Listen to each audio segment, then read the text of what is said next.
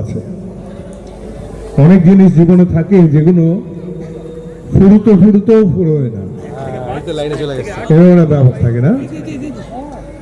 তেমনি আমি প্রত্যেক বছর 5 বছর অন্তর একবার করে বলছিলাম যে আমি বোধহয় আর থাকবো না, কিন্তু আবার ফুরুতে ফুরলাম না, পরের 5 বছর রয়ে গেলাম, আবার তারপরের 5 বছরও রয়ে গেলাম। তো এরকম ভাবে হয় আর কি। তো আমার স্থায়িত্ব এখন এখানে এই বারাসাতে আমার সব আত্মীয় স্বজন বন্ধু বান্ধব আপনারা, আপনাদের সঙ্গে আমি প্রায় 15 বছর কাটালাম। 15 বছর কম সময় নয়। যার তখন ছেলে মেয়ে হয়েছে তারা এখন 15 বছরের ছেলে মেয়ে হয়ে গেছে, না বড় বড় হয়ে গেছে, স্কুল লিভিং, প্রায় স্কুল থেকে বেরিয়ে যাবে আর পরীক্ষা দিয়ে। তো এটা দারুণ ব্যাপার একটা, এত দিন ধরে আমি আছি আপনাদের সঙ্গে, আপনাদের ভালোবাসায়, আপনাদের সঙ্গে আলাপ আলোচনায়, পরিচয়, আপনাদের হাসি দেখে কাটলো আমার।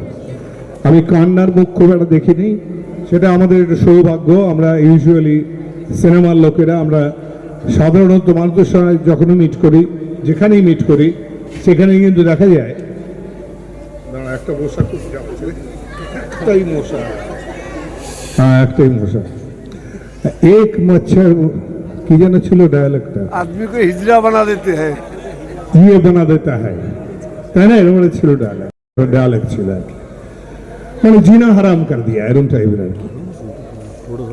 হ্যাঁ, সেই জন্য মশা খুব ডেঞ্জারাস না, ডেঙ্গু বাবারে। হ্যাঁ,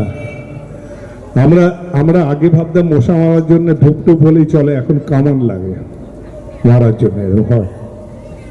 তো আসুন আমরা এই 15 বছর যেভাবে কাটিয়েছি, আমাদের নেত্রী মমতা বন্দ্যোপাধ্যায়ের তার আশীর্বাদ ধন্য এই বাংলায় তিনি নতুন একটা আমাদের উন্নয়নের একটা হিসেব আমরা দিই, কি কি আমরা করেছি না করেছি। তো মুখে সেগুলো না বলে এখন তার জন্য এটা উন্নয়নের পাঁচালী তৈরি করা হয়েছে। সেইটা প্রত্যেক জায়গায় এসে সবাইকে পড়াবে, বোঝাবে, দেখাবে, এবং তাহলে আপনারা ভালো বুঝতে পারবেন। আপনারা সবই জানেন, সবই দেখেছেন, কিন্তু তবু মনে হয় সেটা হচ্ছে যে আপনাদের একবার পুরো হিসেবটা দেওয়া দরকার। আর যাদের এখানে আসার কথা, যারা ঢুকতে চাইছে বাংলায়, আমাদের বাঙালিদের সরিয়ে দিয়ে তারা কিন্তু আমাদের মাছ খেতে দেবে না, জানেন তো সেটা? তারা শুধুমাত্র ভেজিটেরিয়ান, তারা জোর করে সব জায়গায় ভেজিটেরিয়ান করে দিচ্ছে। আপনারা যে ট্রেনে করে যান, রাজধানী এক্সপ্রেস, তাতেও ভেজিটেরিয়ান করে দিচ্ছে, আমিষ দেবে না বলেছে, মানে দেয় না। ইনফ্যাক্ট দিল্লিতে একটা বিশাল বই মেলা হচ্ছে, যেটা আন্তর্জাতিক বই মেলা, যেমন কলকাতা হচ্ছে এক্ষুনি, সেখানেও শুনলাম ত্রিদীপ বাবু বলছিলেন, যারা এই কলকাতা বই মেলাটার পরিচালক, তিনি বলছিলেন বই মেলাতে যে ওখানে গেছিলেন, দেখলেন একটাও খাবার স্টল নেই যেখানে আমিষ পাওয়া যায়। তার মানে এটা ওদের ওখানেই আরম্ভ করে দিয়েছে ওরা।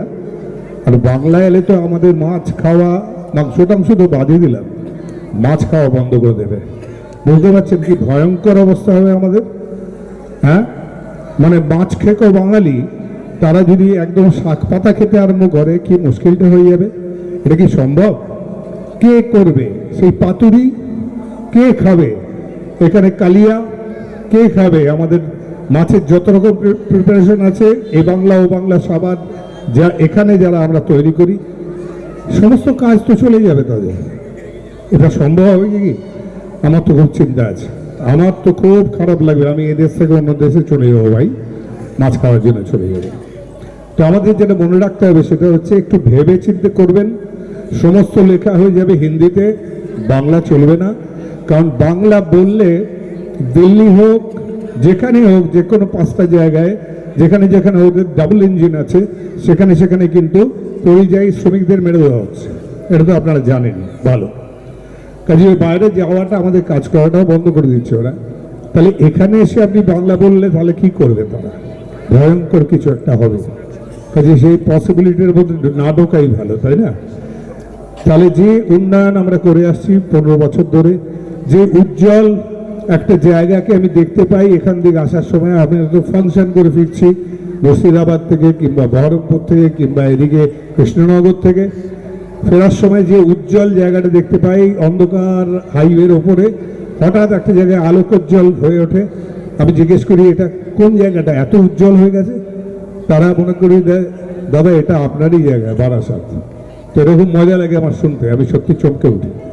আমি যে বারাসাতকে 11 বছর 15 বছর আগে দেখেছিলাম, 11 এসে সে বারাসাত অন্ধকারে ডুবে থাকতো। এখানে রাস্তা দিয়ে ভালো করে হাঁটতে পারত না লোকে সন্ধ্যের পরে, সেইখানে এখন দেখুন আলোটা দেখুন কিরকম। আমি কিছুদিন আগে এখানে একটা হাইমাস ল্যাম্পও দিয়েছি, আপনাদের লাগিয়ে দিয়েছি এখানে। আবার বলছি আমি নয়, কিন্তু সবটা কিন্তু সরকারের, গভর্নমেন্ট সেই টাকাটা দেয় এবং সেই টাকাটা কিন্তু আপনাদেরই টাকা, আপনাদের ট্যাক্স থেকেই আমরা পাই। সেই টাকাটা দিয়ে আমায় যেটা ল্যাট দেওয়া হয়, আমার কাজ শুধু একজন এক্সিকিউটিভ হিসেবে সেগুলো আপনাদের কাছে আবার পৌঁছে দেওয়া। হ্যাঁ, সেখান থেকে এইটুকু বলতে পারি আমার সততার জন্য আমি হয়তো ভাগ বসাই না, এটুকু আমি করি। তো সেইটুকুই আমার কন্ট্রিবিউশন ধরতে পারেন, বাকি সবটাই কিন্তু নিয়মিত কাজ। আমি যদি না থাকি আরেকজনও থাকেন এখানে, যে কোনো একজন এমএলএ হলে তিনি তাই করবেন, এটা নতুন কিছু নয়। আমার জন্য কোনো ক্রেডিট দাবি করছি না আমি এর জন্য। আমার যেটা মনে হচ্ছে সেটা হচ্ছে আমরা যেভাবে বন্ধু বান্ধব হিসেবে এতদিন থেকেছি, আসুন আজকে আমরা সেইটাই প্রমিস করি যে আমরা এইভাবেই আরও এগিয়ে যাই, আরও সুন্দর করি বারাসাতকে। এখনো অনেক কাজ বাকি আছে বারাসাতের, কাজ শেষ হয় না, কোথায় বাকি নেই। যদি ধরেন আমেরিকার কথা, ইংল্যান্ডের কথা, লন্ডনের কথা, সেখানেও কাজ বাকি থাকে। বারবার সেটাকে ঠিক করতে হয়, রিপেয়ার করতে হয়, আবার বানাতে হয়, নতুন নতুন প্রজেক্ট আসে, সায়েন্টিফিক অ্যাডভান্সমেন্ট হয়, সেটার জন্য আবার কিছু করে নতুন করে বানাতে হয়। পুরনো বাড়ি ভাঙে, নতুন বাড়ি গড়ে। তো তেমন আমাদের এখানেও কিছু কাজ চালিয়ে যেতে হবে। এবং আমার পাশে যারা আছে, আমার কলিগরা, আমার ভাই বোনেরা, সবাই এরা কাউন্সিলররা, তারা সবাই এই কাজটাই করে আসছেন। আমি আশা করব এইভাবেই তারা কাজ করে যাবেন আরও কত বছর ধরে আমি জানি না, আমার স্থায়িত্ব কতটা সেটাও আমি জানি না, কোথায় কবে আছি কবে নেই তাও আমি জানি না। তবে যে সিনেমাটা থেকে আমি একটু সরে এসেছিলাম, সেখানটা আবার নতুন করে ডিমান্ড তৈরি করছে, আমাকে চাইছে, আমি যাচ্ছিলাম না, সেটা আবার জয়েন করতে হচ্ছে আমাকে। এই মুহূর্তে আমার চলছে বিজয়নগরের হিরে চলছে, আমি আর বুম্বা পাঠ করলাম। মানে সবই তো ঘুরে ঘুরে আসে না। 25 বছর আগে আমি আরও পাঠ করতাম একসঙ্গে একই ছবিতে, হয়তো 17খানা ছবি করেছি আমরা দুজনে মিলে একসময়। আবার এই এত বছর বাদে আবার নতুন করে এই ছবিটাতে আমি আরও আছি, বুম্বা আছি। আজ সকালে ইনফ্যাক্ট ওর বাড়ি গেছিলাম, ব্রেকফাস্ট করতেও ডেকেছিল। আমরা 2 ঘন্টা বসে গল্প করলাম, অনেক পুরনো কথা, আজকের কথা, আগামীর কথা, ইন্ডাস্ট্রির কথা সবই আলোচনা করছিলাম আমরা। তো আমাদের বন্ধুত্ব চিরকাল আমাদের থাকবে, ও আমার ছোট ভাইয়ের মতো। আবার সে আবার পদ্মশ্রী পেয়েছে, এটা একটা বিরাট সম্ভাবনা। অনেক আগেই হয়তো পাওয়া উচিত ছিল আমার মনে হয়, কিন্তু যাই হোক, বেটার লেট দ্যান নেভার পেয়েছে সে। এটা একটা খুব গর্বের কথা আমাদের পক্ষে যে প্রসেনজিৎ চ্যাটার্জি পদ্মশ্রী এই মুহূর্তে। এই সমস্ত ঘটনাগুলোর সঙ্গে মিলে আছে সিনেমার সঙ্গে জড়িত থাকা আমার আবার একটা ওটিটি একটা রিলিজ করেছে, সেটাও 23 তারিখে করেছে। সেটা হচ্ছে নিকশ ছায়া 2। সেটা সাংঘাতিক পপুলার হয়েছিল আগেরটা, এবার নাকি আরও ভালো হয়েছে বলছে। তো আপনারা নিশ্চয়ই দেখবেন, সেটা হইচইতে আছে। এটা হচ্ছে আমার পরিচয়ের কথা। আর বাকি হচ্ছে এখানকার উন্নয়নের কথা। ও বাঁশঝাড় আছে না, বাঁশঝাড়ে লাইট পড়েছে বলে ভূত নেই আমার মনে হয়। লাইট না থাকলে বাঁশঝাড়ে কিন্তু ভূত থাকে, এটা আমি জানি, ছেলেবেলা থেকে জানি। কেউ ভূত দেখেছেন নাকি এখানে কখনো? হ্যাঁ, তা হলেও 15 বছর আগে দেখেছেন, এখন না। এত আলো, ভূত থাকে না আলোয়। ভূত একদম চোখের প্রবলেম আছে, আলো পড়লেই চোখ ঢাকে ভূত, আমি জানি এরকম হয়। তো আসুন, এখানে আজকে একটা ফাংশন আছে, সকালবেলা আমাদের রক্তদান শিবির হয়েছে, 50 জনের উপর এখানে রক্তদান করেছেন। রক্তদান সম্বন্ধে একটু বলতেই হয়, সেটা হচ্ছে রক্তদান হচ্ছে শ্রেষ্ঠ দান। একজন মানুষ অনেক কিছু দিতে পারে আরেকজনকে। একজন মানুষ ইচ্ছে করলে একটা শাড়ি দিতে পারে, একটা কোট দিতে পারে, শার্ট দিতে পারে, মন্দিরে গিয়ে কোনো ফলক লেখাতে পারে, তার জন্য টাকা দিতে পারে, মন্দিরে ঠাকুরের জন্য, বিগ্রহের জন্য হয়তো কোনো ভালো শাড়ি বা গয়না দিতে পারে, সব কিছু করতে পারে। কিন্তু এগুলো সমস্ত আমরা হিসেব নিতে পারি। কারণ মেয়ের যদি বিয়ে থাকে, তার জন্য টাকা চায়, তাহলে আমি নিতে পারি, খবর নিতে পারি যে টাকাটা সে খরচা করেছে কিনা, বিয়েটা হয়েছে কিনা। কিন্তু মজা হচ্ছে রক্তদান এমন একটা দান, মানে কৈফিয়ত চাইতে পারি কেন করেননি, কেন এইখানে লাগানো করা ছিল বাবা মার নামে যেটা ফলকটা মন্দিরের ওইখানে কেন লাগিয়েছেন, আপনি তো বলেছেন এইখানে লাগাবেন। তার মানে দানের পরেও আমরা তর্ক করতে পারি, স্কোপ থাকে। আমি দিয়েছি টাকা, কেন এটা হলো না, তাহলে দান হলো না অ্যাকচুয়ালি আমার মতো। দান মানে নিঃস্বার্থভাবে দেওয়া, দান মানে আপনি হিসেবও করবেন না, দান মানে সে সেটা ইউজ করলো না তবুও আমি তাকে প্রশ্ন করতে পারি না, কারণ দানটা করে দিয়েছি, ওটা শেষ, আমার কাজ শেষ, আমার পুণ্য আমার হয়ে গেছে দানের জন্যে। যদি সে অপরাধ করে, সে যদি সেটা না করে, মিথ্যে কথা বলে থাকে, তাহলে অপরাধটা তার হবে, পাপটা তার হবে, আমার না, কারণ আমি পুণ্যটা করেছি, আমি দিয়ে দিয়েছি বলে।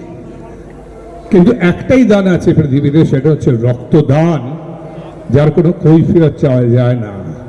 যে আমার রক্ত কোন গরিবের শরীরে গেল, মহিলার শরীর না পুরুষের শরীরে, বড় লোক না গরিব, কোন জাত, হিন্দু মুসলমান খ্রিস্টান কোন জাত তাও জানি না আমরা। আমি জানি না সোলজারের গায়ে না পুলিশের গায়ে গেল, আমি জানি না থ্যালাসেমিয়া রোগীর গায়ে গেল কিনা, ফাঁকে দেওয়া হলো কিনা, এটা হচ্ছে মজাটা। সেই জন্য যেহেতু এটার কোনো কৈফিয়ত চাওয়া যায় না আমার রক্তের, কে দিয়েছে, আপনি ও ব্রাহ্মণ নয় কেন দিলেন আমার রক্ত, এটা বলা যায় না। সেই জন্য এটাকে বলা হয় শ্রেষ্ঠ দান। আর যেহেতু এটা শ্রেষ্ঠ দান, আপনি খরচা করে পকেট থেকে যদি আপনি কারোর জন্য কিছু কিনে দেন, তার পকেটটা আপনার খালি হয়। কিন্তু যেহেতু এটা শ্রেষ্ঠ দান, সেই জন্য 3-4 মাসের মধ্যে ঈশ্বর ওই দানটা আবার পুষিয়ে দেন আপনাকে, আপনার শরীরে আবার রক্ত দিয়ে দেন তিনি। দেখুন কি মজা, ঈশ্বরও জানেন এটা শ্রেষ্ঠ দান, তাই দিয়ে দেন, পরিপূরণ করেন, আপনি আবার রক্ত দিতে পারেন 4 মাস 5 মাস পরে। এটা হচ্ছে দেখার মতো জিনিস। তো সেই রক্তদান করেছেন যারা, আর এখানে যারা আছেন, যারা জীবনে কখনো রক্ত দেননি, তাদের কাছে একটু অনুরোধ আমার, যদি একবার হাত তুলে বলেন যে আপনি রক্ত দেননি জীবনে কোনোদিন, একটু হাত তুলবেন কে কে দেননি রক্ত। তাই তো 2 আর 3 4, আমার মনে কেউই বোধহয় দেয়নি, আরো অনেক হাত উঠবে, হ্যাঁ বুঝতে পারছি আমি। কিন্তু একটা জিনিস বলি, রক্ত দিন, জীবনে অন্তত একবার রক্ত দিন, এই পুণ্যটা করুন, তাহলে আমাদের রক্তের কোনো অভাব থাকে না। ওই রাত্রিবেলা ছেলেমেয়েরা যখন মা বাবার জন্য বা তার সন্তানের জন্য রক্ত খুঁজতে বেরোয়, এক একটা ব্লাড ব্যাংকে গিয়ে ঘুরে ঘুরে বেড়ায় যে একটা পার্টিকুলার গ্রুপের রক্ত সে পাচ্ছে না, তখন সেটা একটা অপরাধ, একটা অন্যায়। সেই হ্যারাসমেন্টটা তো ভাবতে পারবেন না, যার ঘটেছে তিনি জানেন যে কিভাবে তারা ঘুরেছে, ভিখারির মতো ঘুরে বেড়ায় সারা রাত ধরে, একটা পার্টিকুলার গ্রুপের রক্ত হতে পাচ্ছে না, হয়তো বি পজিটিভ পাচ্ছে না, হয়তো ও পাচ্ছে না। সেই জন্যে দয়া করে সবাই একবার অন্তত দিন, কি 5 বছরে একবার দিন, তাহলে আর আমাদের রক্তের কোনো অভাব থাকবে না, সব গ্রুপের রক্ত থাকবে আমাদের স্টকে। এই উপকারটা করুন, এটা আমার অনুরোধ রইল আপনাদের কাছে। আর এইখানে যার জন্য এসছি, সুমিতের জন্য এবং অন্য সবাইকে অনেক অনেক ধন্যবাদ দিচ্ছি। বেশি বক্তৃতা দেওয়ার দরকার নেই, মিউজিক আরম্ভ হবে, গান আরম্ভ হবে, ফাংশন হবে, এক্ষুনি ভালো ভালো আর্টিস্ট আসবে, জি বাংলার আসবে, সিঙ্গার আসবে, তারা গান আপনারা শুনবেন, এনজয় করবেন। ধন্যবাদ, সুস্থ থাকুন, সুন্দর থাকুন, ভালো থাকুন সবাই।